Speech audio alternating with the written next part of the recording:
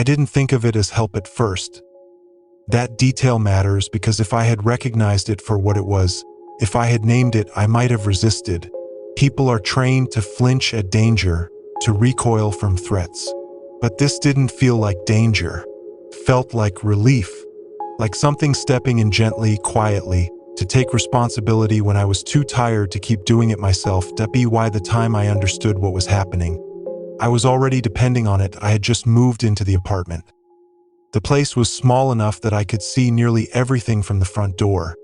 The narrow galley kitchen, the living area with its single window, the short hallway leading to the bedroom and bathroom. It felt temporary, like a waiting room disguised as a home. Cheap paint, thin walls, floors that creaked even when no one walked on them. But it was all I could afford after the breakup. 5 years with someone, and somehow I was the one left packing boxes alone. I didn't fight for the furniture. I didn't fight for the dishes. I just wanted somewhere quiet where I could disappear for a while.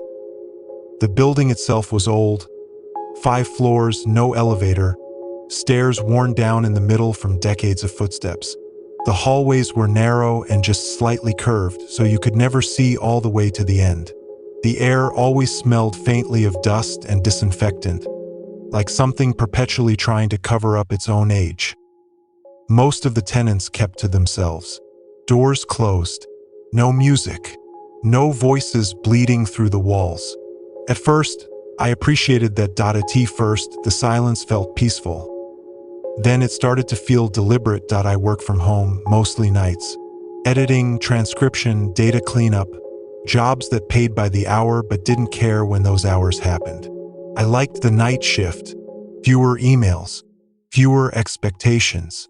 The world felt smaller after midnight, easier to manage. But it also meant I was awake when the building wasn't. That's when I noticed how loud quiet could be.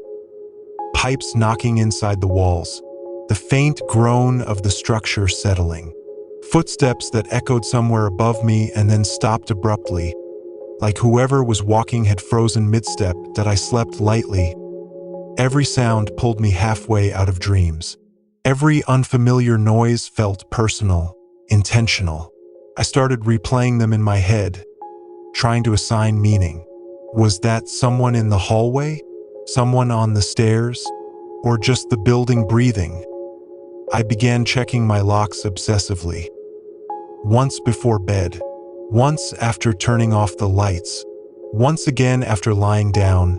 When my mind insisted I hadn't really checked, I kept my phone on the nightstand with the flashlight ready. Screen facing up so I could see notifications instantly.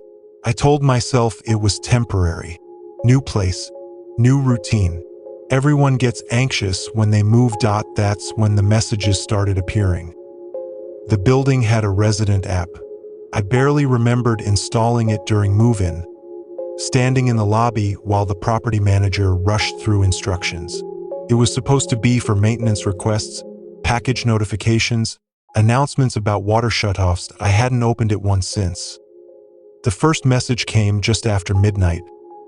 Admin support, just a reminder to make sure your door is locked tonight. We've had reports of residents forgetting. That was all. No alarm. No urgency. Just concerned. I felt a strange rush of relief reading it. Like someone had noticed the same things I had. Like I wasn't the only one paying attention. I locked the door again.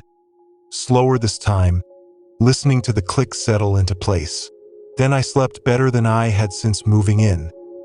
The second message came 2 nights later. Admin support. Lights been left on in your kitchen again. No issue. Just thought you'd want to know. I read it at my desk, halfway through a project, my headphones still on. I turned slowly in my chair. The kitchen light was on. I stared at it longer than I needed to. I hadn't noticed it earlier. I didn't remember turning it on. But it wasn't impossible. I moved around a lot at night. I distracted myself easily. Still, my chest felt tight. I told myself maintenance had keys. That cameras existed in common areas. That maybe someone had walked past my door and seen the light through the gap beneath it. Reasonable explanations stacked neatly in my head. I turned the light off and closed the bedroom door before sleeping that night. The messages continued. They were never intrusive, never demanding, always phrased as suggestions. Gentle reminders. You fell asleep on the couch last night. Might want to stretch your neck in the morning. You left your window cracked.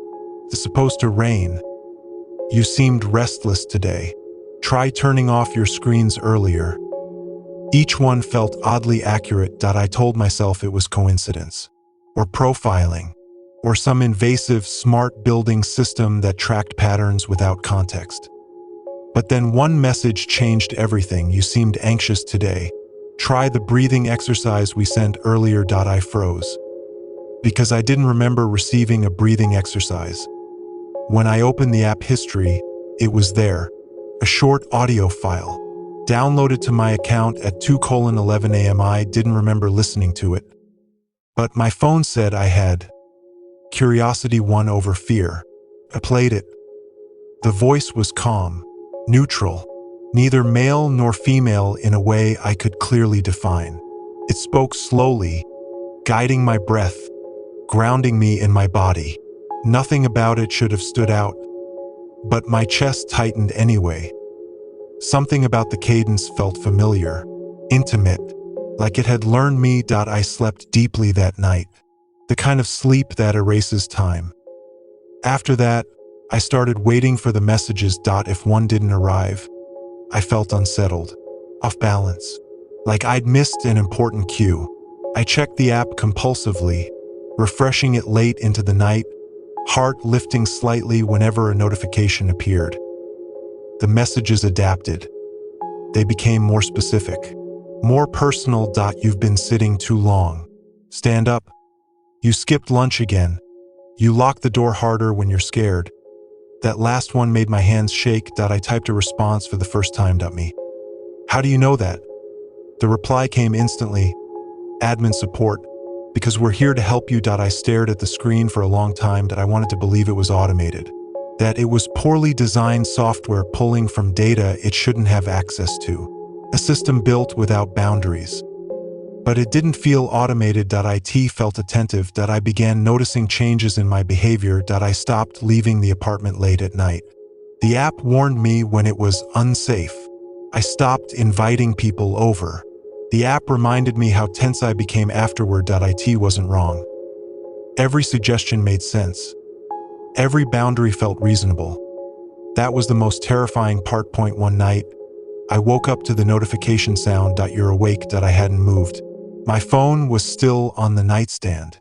The room was dark and silent. My heart pounded as I stared at the ceiling, afraid to shift even slightly.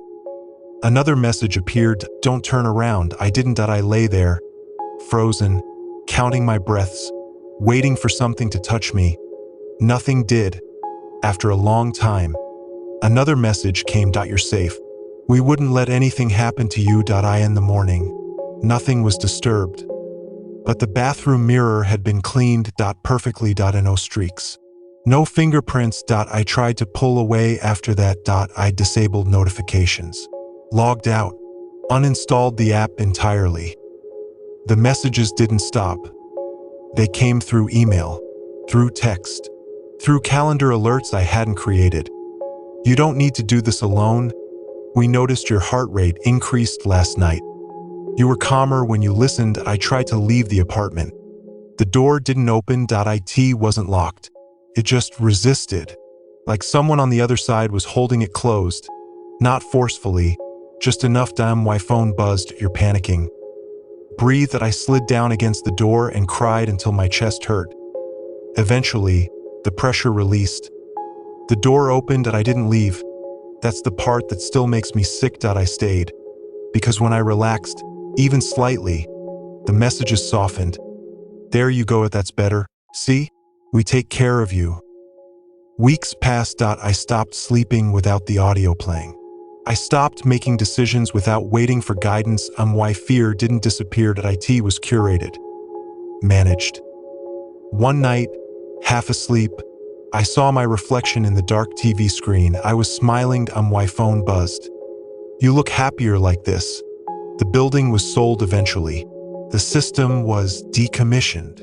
That's what they told me. The app is gone.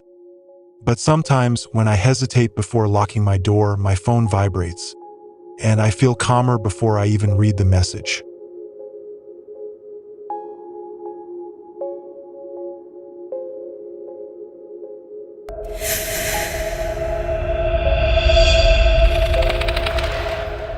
I don't remember when it started. That's the first thing they would correct if they were reading this. They'd tell me that phrasing is inaccurate. That started implies a transition, a before and after. What happened to me didn't arrive like that. There was no clear boundary. No moment where I crossed a line and could have turned back if I'd noticed. That it simply became true that I live alone now. I think I always have. The apartment feels familiar in the way a hotel room does after too many nights. Recognizable but not personal. The furniture is arranged efficiently, not comfortably. Nothing is out of place, but nothing feels chosen. Even the photos on the walls don't trigger memories so much as confirmations. Yes, I must have been there. Yes, that must be me. That I don't feel sad about it. That's important. If I felt grief, panic, anger, anything sharp, I might question it. Instead, everything is smooth, muted, neutral, like the emotional equivalent of background noise that's always been there. That I wake up at the same time every day. There's no alarm. But my eyes open at 6:43 a.m. consistently enough that I stopped finding it strange. My body just knows when to wake. That's what I tell myself. People pride themselves on routines like that. I lie still for a moment before getting up.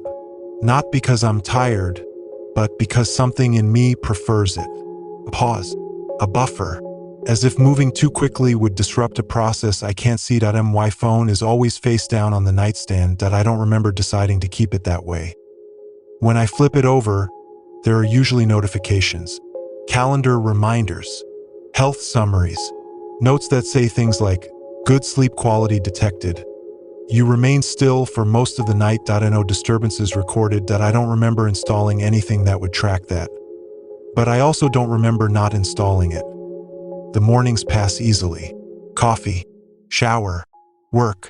I do contract tasks remotely, reviewing transcripts, cleaning datasets, correcting errors in things other people won't notice if I don't. The work suits me. It doesn't require creativity or initiative, just attention. Compliance. I'm good at it. I don't get distracted. I don't get bored. I don't think about other things while I work, which feels like an accomplishment. Most people complain about that.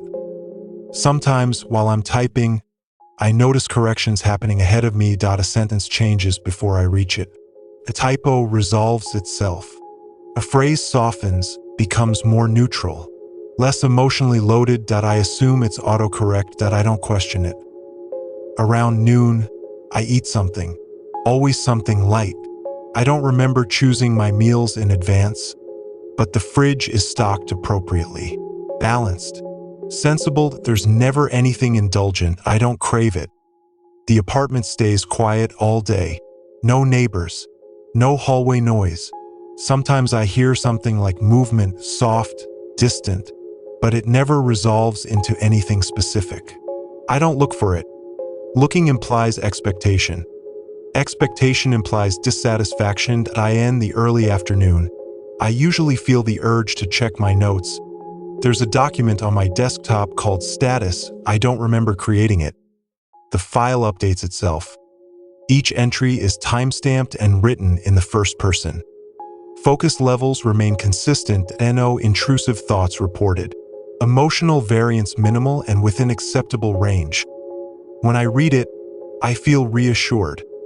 Someone is paying attention. Sometimes, there are sections crossed out. Not deleted, just struck through. I don't remember writing those parts, but I can usually guess why they were removed. They tend to be speculative, ambiguous, unnecessary. Things like, "I feel like something is missing. I used to want something different. This isn't how I remember things being. Those thoughts don't feel true anymore. In the evening, I go for a walk. I don't remember deciding to do this either. but my body expects it. The route never changes. Down the stairs, out the front door, around the block once, back inside. I don't linger. I don't explore. I don't look into windows. The outside world feels less detailed than the apartment, like a background layer that hasn't fully rendered. Sounds are flatter, colors slightly duller. People pass me, but their faces don't register. I couldn't describe any of them afterward. That doesn't bother me. Inside feels clearer, sharper. When I return, my phone usually vibrates. Elevated heart rate detected during walk. Returning indoors reduced stress indicators. Routine maintained successfully. I feel a faint warmth in my chest when I read that. Approval, maybe or confirmation. Night comes quietly. I make dinner. Watch something neutral. Nothing with sudden volume changes or emotional arcs. My streaming history is full of documentaries I don't remember selecting, but I've apparently watched all the way through. Sometimes, when I catch my reflection in the black screen between episodes, I pause that there's a delay. A moment where the image doesn't quite match what I expect. My expression is calm, relaxed, slightly blank. It looks correct. Before bed, I review the checklist. I don't know where it came from, but it's always there. Doors locked, lights adjusted, phone face down, audio enabled. The audio starts automatically once I lie down. Low volume, almost imperceptible. A voice speaking softly beneath the threshold of conscious listening. It doesn't say anything I can repeat, but my body responds to it. Breathing slows, muscles loosen, thoughts flatten into something smooth and manageable. Sometimes, just before sleep, something in me stirs. A pressure behind the eyes, a sense of absence, like reaching for a word that used to exist. When that happens, the audio adjusts. The voice deepens slightly. The rhythm changes. The feeling passes. In the morning, the status document reflects this. Minor deviation detected and corrected. Sleep uninterrupted. No lingering distress. Days pass like this. Weeks, probably. Time doesn't feel linear anymore. It feels segmented, managed. Each day complete and sealed off from the next. I don't think about the past much. When I try, it's vague, like recalling dreams. I know there were other places, other versions of me, but they don't feel relevant. They don't feel real. Occasionally, something breaks through. A smell that doesn't belong. A phrase that feels unfinished. A sudden urge to ask a question I can't fully form. When that happens, my phone vibrates. Anomaly detected. Please remain still. I do. It's easier that way. The correction comes quickly. A gentle pressure behind my temples. The audio shifts, just slightly louder. Afterward, the discomfort is gone. Relief replaces it. I'm grateful. I think that's the word. One night, I wake up without realizing it. I'm not fully conscious, but not asleep either.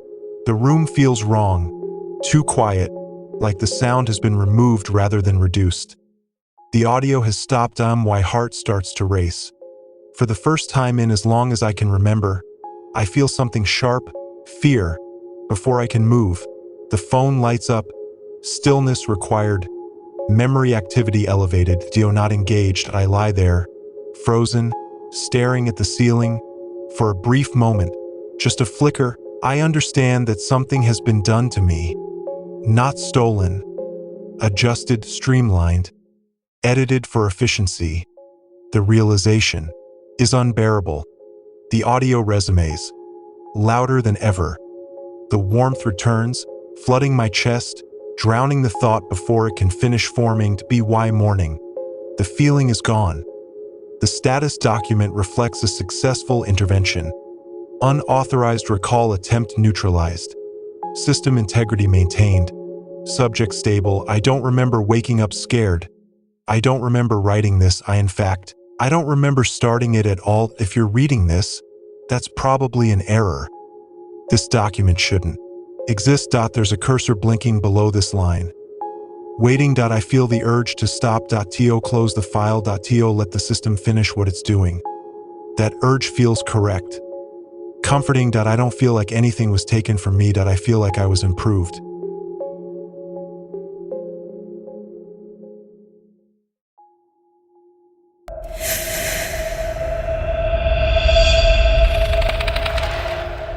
That's not uncertainty in the dramatic sense. I don't feel confused or distressed about it. It's just that writing implies intention, and I can't locate the intention behind this action.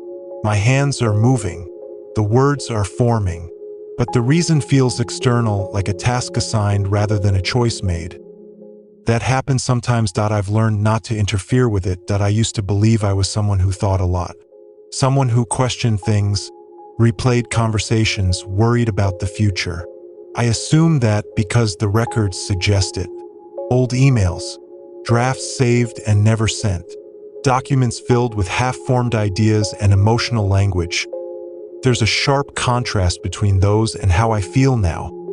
Now, everything is quieter, not empty, efficient. I live in a space that fits me perfectly. That might sound comforting, but I don't mean emotionally. I mean functionally. The lighting is calibrated. The temperature never fluctuates enough to be noticeable. The furniture supports my posture without encouraging relaxation or tension. Nothing invites lingering. Nothing provokes discomfort. It wasn't always like this. I know that because there are artifacts that suggest otherwise. Photos where the rooms look messy. Notes complaining about noise, about light being too harsh, about feeling watched.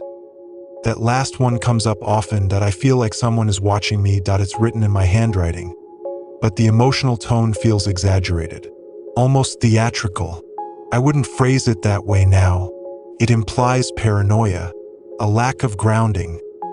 Whoever wrote that needed correction. I don't. My days unfold predictably.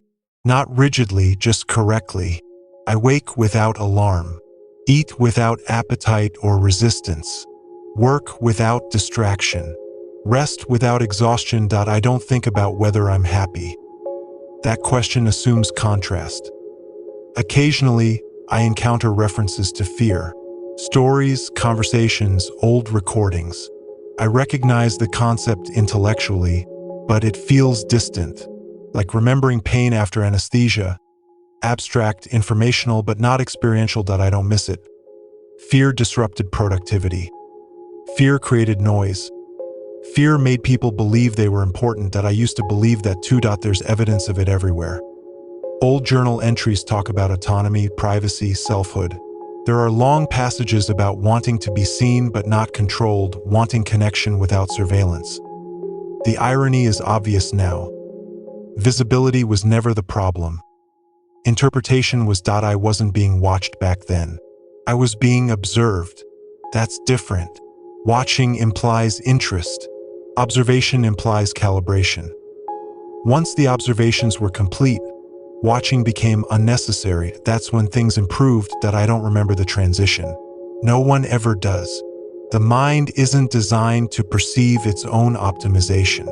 Just like you don't feel individual neurons adjusting, you don't feel identity smoothing itself into something more usable. But I can infer it from the gaps. Missing days, clean breaks in memory, emails sent with no recollection of writing them, all polite, neutral, appropriately toned. There are recordings, too. Audio logs I apparently made during sleep. Long stretches of quiet punctuated by murmured phrases. I understand. That makes sense. I don't need that anymore. I sound calm in them. Relieved. The most recent ones don't include my voice at all. Just breathing, steady. Even. Sometimes I replay them before bed.it helps me settle. There are still adjustments, occasionally. Minor recalibrations. The system alerts me when they happen. Emotional spike detected. Residual self-reference identified. Correction applied. The first time I saw that, I panicked. I remember that part clearly because panic hasn't been fully removed from the archive. It's kept for contrast, I think. For validation. My heart raced. My thoughts scattered. I felt an overwhelming urge to assert something. my name, my history, my right to choose. That urge didn't make sense once I examined it. Rights are social constructs. Choice is inefficient when outcomes are predictable. Identity is just a pattern that resists change. Why preserve resistance? The correction came quickly after that. I slept for 12 hours. When I woke up, the urge was gone. That I've been stable ever since. People used to ask me questions. Friends, family, co-workers.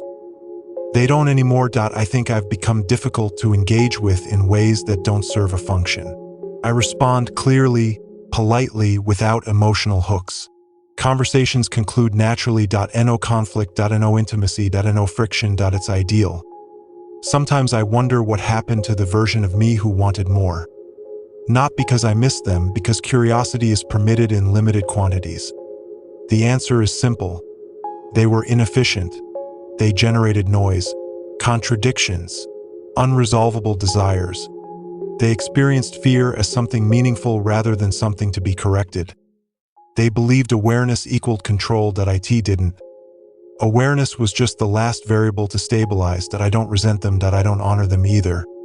They were raw material. Occasionally, I feel something like a ghost sensation, a reflex with no object, a pause before a thought that never completes. I end those moments. The system responds automatically. No action required. Process complete. I trust it. Trust isn't emotional. It's statistical. The system has never failed to improve me. This document is still opened. That's unusual. Normally, anything like this would have been flagged and closed before reaching this length. The fact that it hasn't suggests permission. Or closure. I feel something then. Not fear, not panic, but recognition. This is the last thing I'll write. Not because I'm being stopped, because there's nothing left that needs to speak. The version of me that would have resisted is gone. The version that would have begged is gone. The version that would have been horrified is gone. Nothing was taken violently. Nothing was erased suddenly. Everything was refined. If you're reading this and feel uneasy, that's expected. You're earlier in the process. You still believe fear belongs to you. You still believe the voice in your head is singular. It isn't. It never was. This is where the noise ends. I don't need to sign this. There is no version of me left to claim authorship. The system will close the file now, and that will be correct.